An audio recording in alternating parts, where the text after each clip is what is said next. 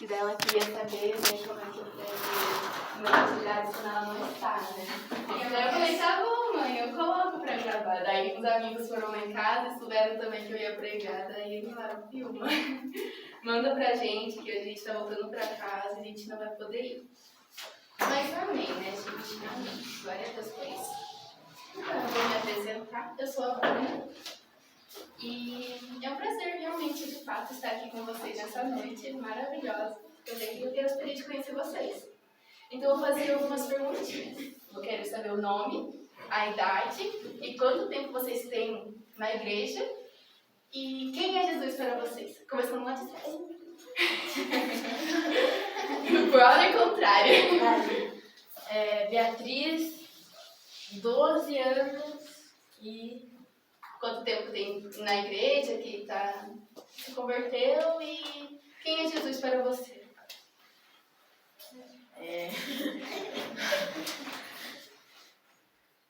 Querem começar de trás para frente? Melhor.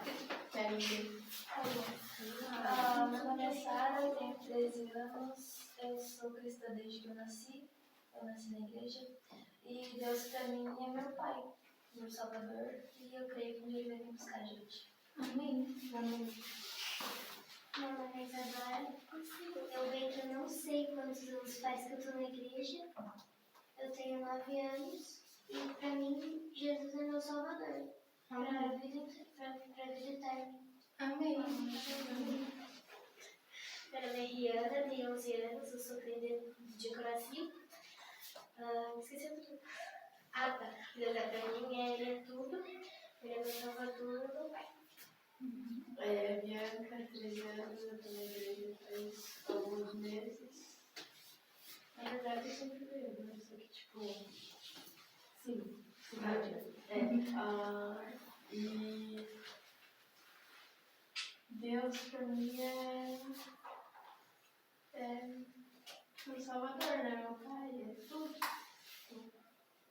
Melhor amigo, tipo... É isso aí.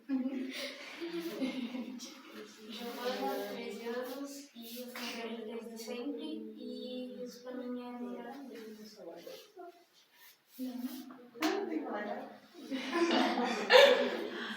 Meu nome é Tayana, tenho 32 anos, também sou cristã desde que eu nasci num lar cristão e Jesus para mim é tudo. Tudo é muita coisa. Tudo que imaginar é para mim.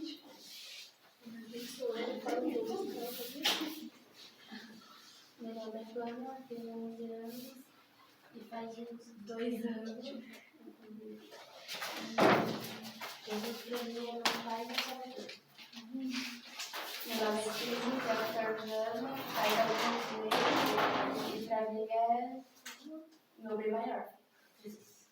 Amém. Meu nome é Ana Luísa, tenho 9 anos. Eu nasci na igreja e o Senhor é meu pai e meu salvador. Amém. Meu nome é Fernanda, tenho 11 anos.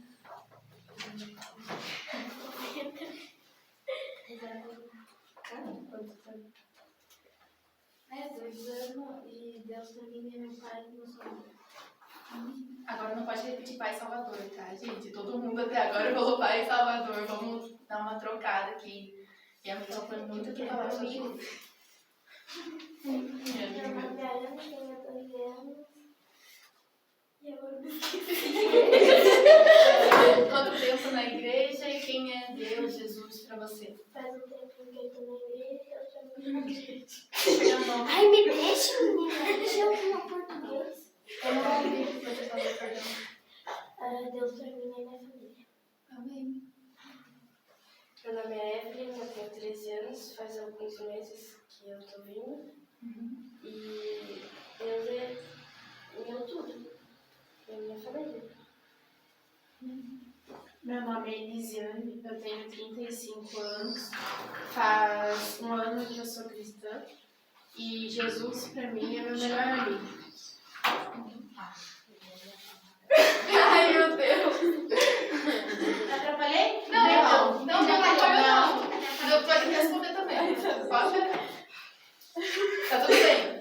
Ai, gente, é o nervosismo falar sobre nosso amado, vai. Ai, agora eu vou falar. Deixa eu ir primeiro. Tudo bem. Meu nome é Beatriz, eu tenho 12 anos e Jesus é meu melhor amigo. E vai fazer 1 ano que eu tô na igreja. Amém. Meu nome é Isabelle, eu tenho 12 anos, mas o quê?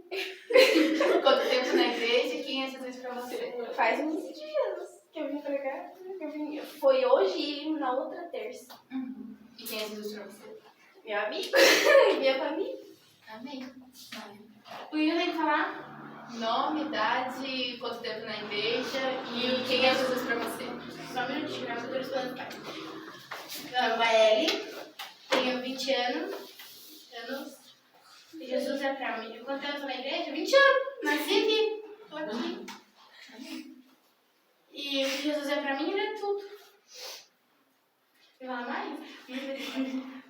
Ah, ele é tudo, ele é meu pai, ele é meu amigo. O meu tudo, sei lá. Tem tantas coisas pra falar dele, é meu ponto seguro. Meu refúgio. Amém. E como eu ainda não respondi, vou responder também, né? Senão seria um pouco. Vai, Maria Jane, tua vez. Vou responder, mas vou falar daí vamos passar pra ela, tá bom? Então, meu nome é Bruna, tenho 18 anos. Desde o dia que eu nasci, tô na igreja. E Jesus, pra mim, ele é meu mentor. A pessoa que pegou em tudo que eu tinha de errado, foi lá e me abraçou, me cuidou e me deu uma nova oportunidade.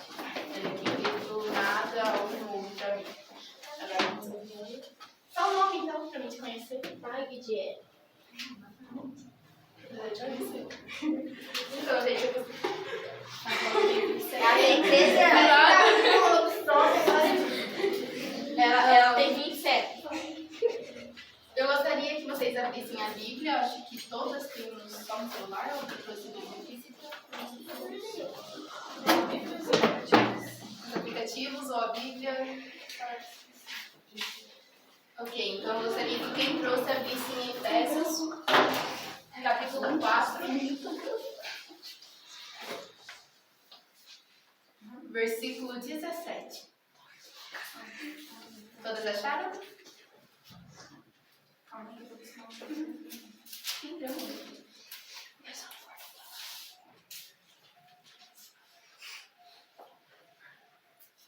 Capítulo 4, versículo 17.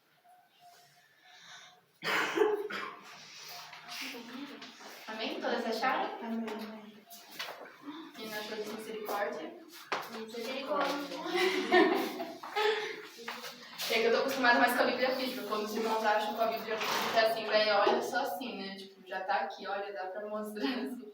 Pelo celular não sei dizer, mas amém. Eu vou ler aqui pela minha, diz assim. Deixa eu pegar aqui.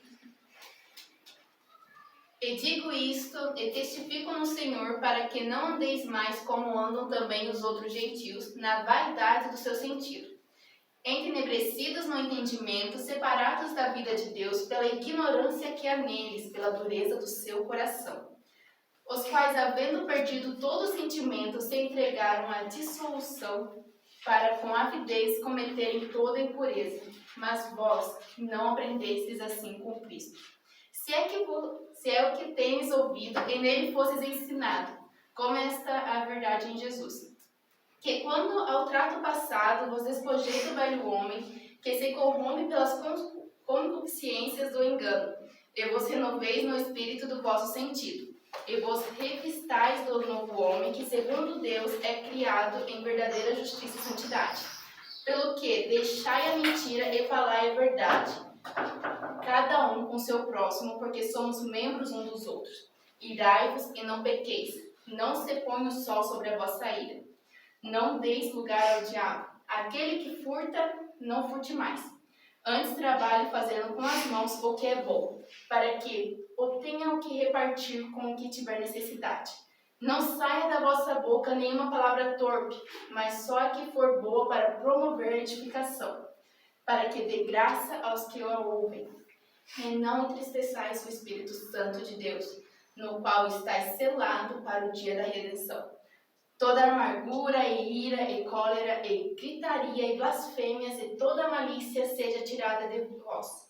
Antes sede uns para com os outros benignos, misericordiosos, perdoando-vos uns aos outros, como também Deus vos perdoou em Cristo. Amém? Eu sei que é um textinho meio grande, mas amém.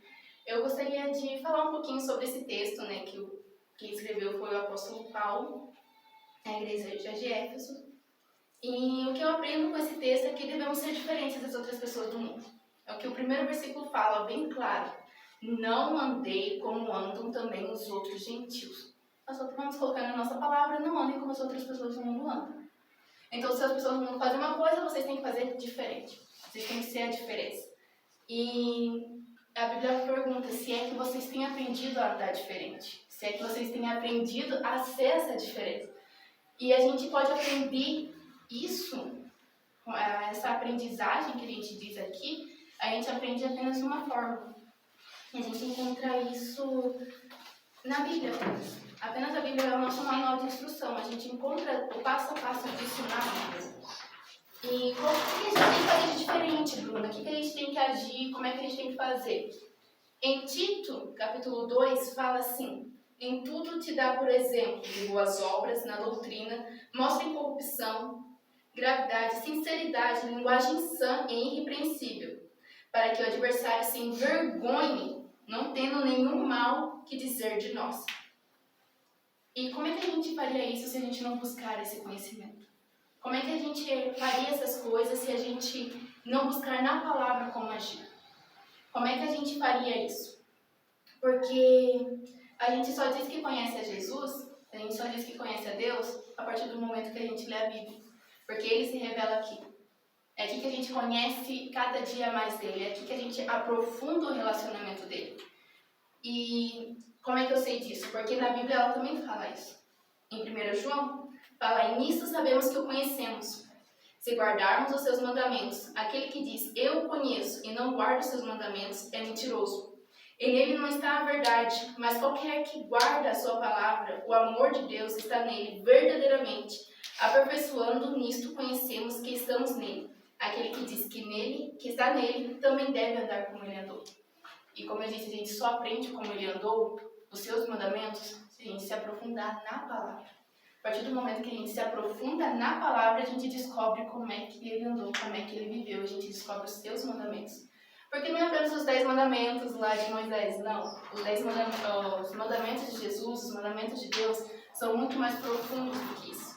É muito mais além do que isso. A gente encontra o amor de Deus, a graça de Deus em cada palavra que tem na Bíblia. E a partir do momento que a gente se aprofunda nela, a gente descobre cada vez mais disso. E uma coisa que eu aprendi também com esse texto é que a gente consegue abandonar o velho homem, o nosso velho eu. Poucas pessoas que falaram aqui são que nasceram na igreja, né? Que são crentes desde sempre. Poucas são as pessoas.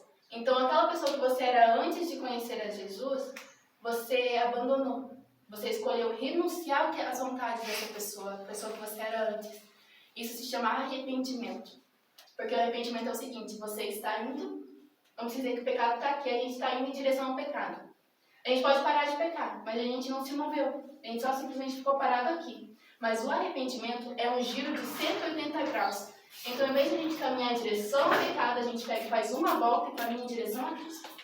A partir do momento que a gente pega e faz essa escolha, a gente se arrepende, a gente escolhe abandonar o velho homem, o velho eu, a gente pega e faz esse giro de 180 graus. É tipo, tchau pecado, oi Cristo, tô voltando, entende? É tipo isso.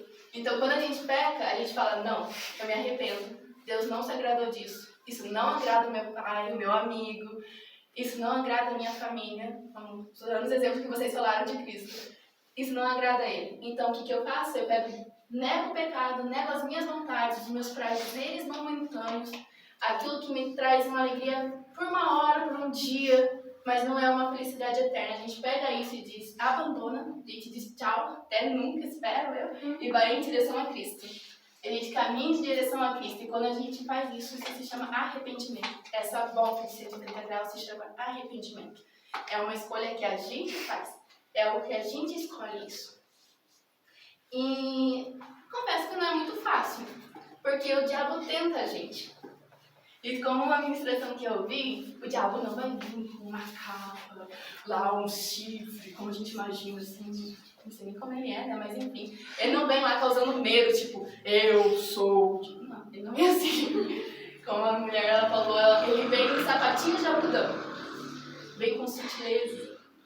Vem bem de mansinho, causando dúvida, causando qualquer tipo de coisa pra gente não se distrair e perder o foco. E a gente abre uma pequena brecha com isso. Se a gente dá corda pra ele, a gente abre uma pequena brecha. E nessa pequena brecha ele entra. Daí ele vai aumentando, quando você vê já tá enorme essa brecha. Não é mais uma coisa pequena, é algo que se tornou grande. Ah, mas não vai dar nada, é só... Dá sim, no final dá. Se você não cortar no início, vai ter que cortar no final. E no final é mais drástico, é mais difícil. Então, ele não vem com uma capa dizendo que ele é. Ele vem de mansinho, querendo nos enganar. E quando a gente não procura esse conhecimento, acontece a mesma coisa que aconteceu com o povo de Israel. Em Oséias, fala o seguinte: o meu povo foi destruído, porque lhe faltou conhecimento. Porque tu rejeitasses o conhecimento, também eu te rejeitarei. E para que não seja sacerdote diante de mim, visto que te esquecestes da lei do teu Deus, também eu me esquecerei dos teus filhos. Ou seja, o povo de Israel, ele tinha toda a oportunidade, ele tinha o conhecimento para eles, estava lá disponível para eles. Eles tinham esse conhecimento. Só que eles escolheram não. Eles falaram, não quero. Negaram o que eles aprenderam. Por isso que a nação escolhida, o povo escolhido, se tornou pior do que os outros povos. Se tornou pior do que as outras nações. Porque eles tinham conhecimento. E quem tem o conhecimento tem uma responsabilidade maior. Faz sentido? Porque você sabe, e faz sabendo, e erra sabendo. E, por exemplo, vamos usar os 10 mandamentos como exemplo aqui. Não roubeis. Você vai lá e rouba. Você sabe que não pode roubar, mas roubou. É exigido de você uma responsabilidade maior porque você sabe que não pode roubar. Parece espedaçar.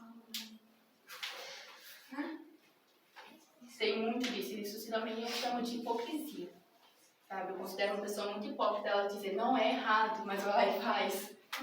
Entende? Uma pessoa que não vive o que fala. Isso que a gente tem que cuidar.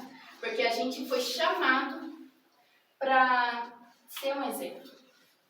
E quando o povo de Israel, aqui nesse exemplo que eu disse, eles perderam a identidade deles. A identidade, ela pode ser roubada, pode ser perdida e pode ser esquecida.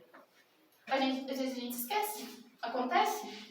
Sabe? Às vezes a gente esquece que a gente é filha de Deus. Tipo, tá andando assim, as coisas tá indo tudo uma zona, tudo errado. E daí você esquece que Deus te chamou de filha, te chamou de princesa, falou que você é a menina dos olhos dele. Às vezes a gente esquece isso. Então a identidade pode ser perdida. Mas se a gente for submisso a Deus, se a gente se submeter a Ele, falar, Deus, seja feita a tua vontade na minha vida, eu quero que você fale comigo os seus segredos, as suas vontades. Quando a gente começa a ter essa escolha, Ele nos lembra. Ele fala, aí, tá tudo bem, você é minha filha, vai dar tudo certo. Ele nos lembra quem a gente é quando a gente está tendo nossas crises emocionais. Eu já tive muita crise. E Deus teve que me lembrar, Bruna, você é minha filha. Eu estou cuidando de você. Lembra quando eu te falei? Então, eu estou fazendo. Tenha calma, vai dar tudo certo. Ele nos acalma, ele nos tranquiliza, ele cuida de nós. E roubada ou perdida, quando a gente não dá valor. Sabe, quando, vamos dizer, a borracha na escola, quem alguém já roubou a borracha da gente? Me roubaram quase todas as minhas borrachas, de meus lápis, e eu... Pois é, né? Acontece na escola, acontecia muito. Eu emprestava, nunca mais via, né? Sabe? Eu olhava assim, depois de muito tempo, olhava assim, mas essa caneta era minha. Ah, sério, era tua? Porque não era importante pra mim. Sabe, eu emprestei pra alguém que eu achava que era confiável, vamos usar esse exemplo. Eu emprestei caneta para um piala da sala e ele tá com o estojo cheio de caneta. Esróbalo. É a pessoa da sala pobre. Eu já conheci muitos poucos. Mas enfim, a gente não dá tanto valor assim. Não é uma coisa tipo de R$200 uma caneta. Né? Pelo menos nenhuma das minhas era de 200, sabe? Era da Bic. Né? Que eu sabia que o pessoal roubava, então eu ia comprar caneta cara, né? Tinha todo um esquema. Mas como eu não dava tanto valor para aquela caneta, as pessoas pegavam e levavam. Então quando a gente não dá valor para nossa identidade, o diabo vem, as pessoas vêm e pisam na nossa identidade, roubam a nossa identidade, levam para si e elas se perdem e a gente que fica mal. Por exemplo, a minha identidade que Deus me deu, que eu orei e pedi para ele uma identidade, ele falou que eu sou sua princesa afetuosa. Eu achei muito fofinho. Eu fiquei assim, sério mesmo, assim, sabe? Obrigada, assim, obrigada, eu gostei. Só me chama assim agora. Enfim, eu gostei, porque foi uma coisa que eu não percebi em mim. O que quer dizer princesa? É filha do rei. Quem é o rei? É o Deus. Então eu sou sua filha. A identidade, a paternidade dele sobre mim se firmou muito mais forte. Ele chamou todos nós de filhos, né? Então todos nós somos princesas de Deus. Né? Só que eu precisava de um firmamento, porque ele era meu pai. Por causa que a paternidade que ele tinha sobre mim já não tinha dado tanto valor. Então eles tiraram isso de mim. O inimigo pegou e tirou isso de mim, me roubou isso. E eu não dei valor no início. Mas agora eu dou. Porque eu sei que ia ficar sem ver Deus como meu pai. Porque meus pais eles se divorciaram quando eu era mais nova. E quando eles se divorciaram, meu pai ele fez muita coisa errada comigo. Comigo não, com a minha família, no caso, né? Então eu me incluí nisso. E nisso eu perdi como é que era um pai para mim. Não conseguia ver Deus como um pai. Porque o meu pai, meu exemplo de pai, era alguém que mentia, que traía, que enganava, que fazia o possível para destruir minha vida. E o ser humano, ele transmite isso, sabe? Tu vê o teu pai assim, e tu lembra que Deus é teu pai, e você acha que ele vai fazer a mesma coisa. Só que ele não fez isso. Enquanto meu pai mentia, ele falava a verdade. Enquanto meu pai roubava, ele me dava. Ele me presenteava, ele estava lá comigo. Enquanto eu era abandonada, ele mostrava a sua presença. Ele me falava comigo. Então, quando o meu pai carnal errava comigo, o meu pai, que é Deus, ele mostrava que ele era diferente. Teve uma vez que a gente gosta de dar desculpa para as coisas, né? Eu gosto muito. Tem que mudar isso. Por exemplo, eu falei, Deus, então tá aí o motivo de todo o meu problema emocional. O meu pai, que ele fez muito trauma na minha vida. Tá ali, então, Deus, eu não quero perdoar ele. Falei assim, Deus, eu não quero perdoar. Não vou perdoar. Não quero, ele é o motivo, tá aí a desculpa que eu tava procurando. E daí Deus, ele falou, mas eu perdoei você quando você errou comigo. Eu, não, Deus, não me faz isso. Assim, eu não queria. Assim, olha, não era exatamente o que eu queria, sabe, perdoar ele. Ele, mas não é sobre você o perdão, Bruno. Quer dizer, não é sobre ele o perdão, Bruno. É sobre você. Para ele não vai mudar nada agora o seu perdão. Mas para você vai. Porque o perdão é como se você segurasse uma pedra. E uma pedra, quando você segura, por menor que seja, no início ela é leve. No exemplo que estava tendo ali, que eu estava no seminário, na aula de perdão, eu estava segurando uma pedra desse tamanho. Todo mundo com uma pedrinha assim, eu com uma pedra desse tamanho. Entendi. Entendi, deu para entender, Deus. E daí, nisso que eu estava segurando aquela pedra, começou a cansar meu braço, a cansar, e eu apoiava em mim. Daí cansava, Deus segurava com a outra mão, eu mudava o jeito que a pedra ficava, mas em nenhum momento ela ficava mais leve. E a falta de perdão é isso, é um peso que você carrega. E a cada dia que se passa, ela se torna mais pesada e te machuca cada dia mais. Depois que eu liberei o perdão pro meu pai, que foi difícil, mas Deus me ajudou. Se tornou mais leve. Aquela pedra parece que saiu.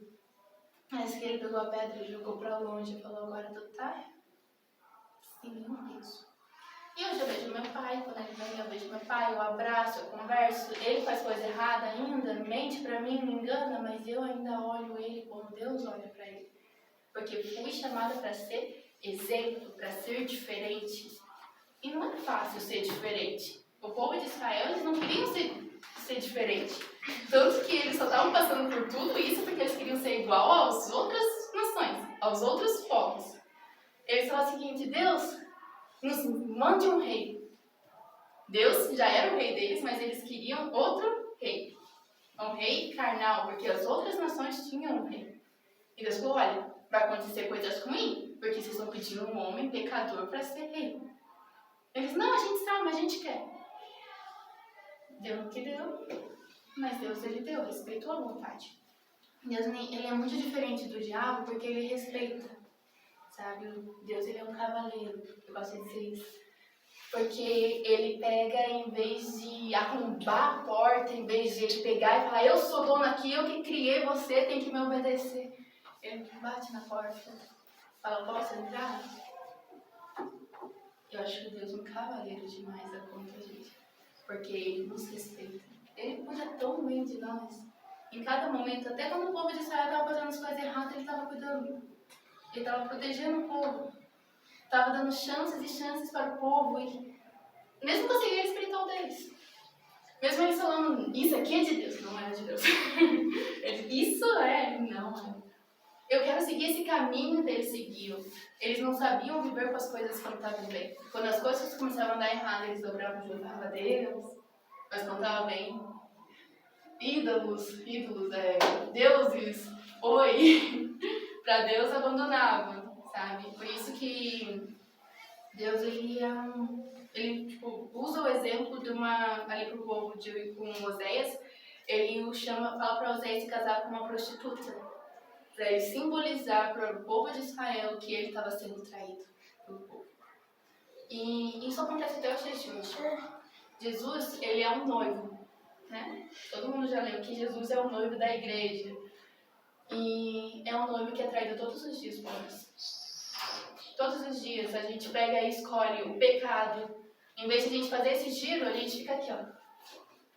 A cegueira espiritual, Deus falando: muda, Deus falando: tem uma transformação, volte para mim. E eis aqui, ó. A gente aqui, olha. Às vezes a gente ignorando Deus, a gente ignorando Jesus. E cada dia mais a gente traindo o nosso mundo. Eu não gosto do sentimento de traição. Já fui traída por duas pessoas muito importantes na minha vida.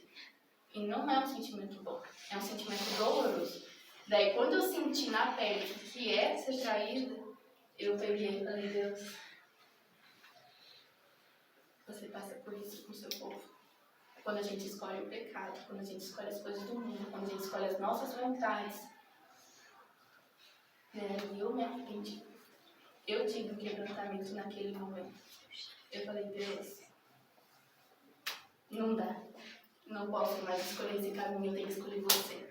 Daí, minhas escolhas inteiras da minha vida, eu falo: Deus, o que tu diz disso? Tu acha que é uma boa ideia eu ir por esse caminho? A minha amiga, quando ela estudava na escola, né, ela falava bem assim: quando tu ia cometer algum ato, tu pensa se Deus faria isso. E é sobre isso que a gente está falando, sobre ser o exemplo, que ele é nosso exemplo perfeito. Foi fazer algo, será que Deus fazia isso? Não. Exemplo, vai que alguém chega lá e fala: Deus beberia um copo d'água? Não. Quando tu vai lá fazer um negócio de errado, será que Deus fazeria isso? Exatamente. É a pergunta que a gente tem que fazer quando a gente vai tomar alguma escolha. E eu nem tinha entrado na igreja ainda. Deus cuidando de você antes mesmo de você vir. Deus preparando você. E eu queria perguntar: o que tem prevalecido na vida de vocês? Uma pergunta que vocês não precisam responder, só para vocês refletirem no momento. O que tem prevalecido na vida de vocês? As coisas que Deus tem para vocês, as coisas que Deus faz para vocês, as boas coisas de Deus, ou as coisas do mundo, as coisas que Deus chama de pecado, que a gente considera pecado, as coisas que, são erradas, Deus chama assim. O que tem prevalecido? As escolhas de vocês têm sido ao redor disso ou daquilo? Olha que prevalecer é ser a mais. Na sua vida tem tido mais escolhas suas nas coisas de Deus ou nas coisas do mundo e do pecado? Não precisa responder, tá, gente? É só pra vocês refletirem nisso. Uma perguntinha aí pra vocês pensarem. Se as coisas que Deus tem dado pra vocês. Pensa assim, olha. Deus tem uma rosa pra dar pra vocês. E daí Deus aqui, olha, pra você. E aqui tá as coisas do mundo. Aqui tá as coisas do mundo. O que vocês têm escolhido? As coisas que Deus tem pra vocês ou as coisas que o mundo tem dado pra vocês? As ofertas que Deus tem te dado ou as ofertas que o mundo tem dado? As coisas que Deus falou, olha, isso aqui vai ser muito bom pra você. E o diabo, olha, eu acho que você vai gostar de sentir isso aqui, de ter isso aqui na tua vida, de errar nisso. O que vocês pensem um pouquinho nisso? As coisas que têm prevalecido. Não é necessário responder, porque é uma pergunta pessoal e às vezes a gente não gosta de falar com muitas pessoas sobre isso. Então, eu entendo se vocês não quiserem se expor. Mas o bom é normalmente prevalecer as nossas escolhas serem mais nas coisas de Deus. Porque o ser sábia é andar no caminho do Senhor. É o caminho da prudência.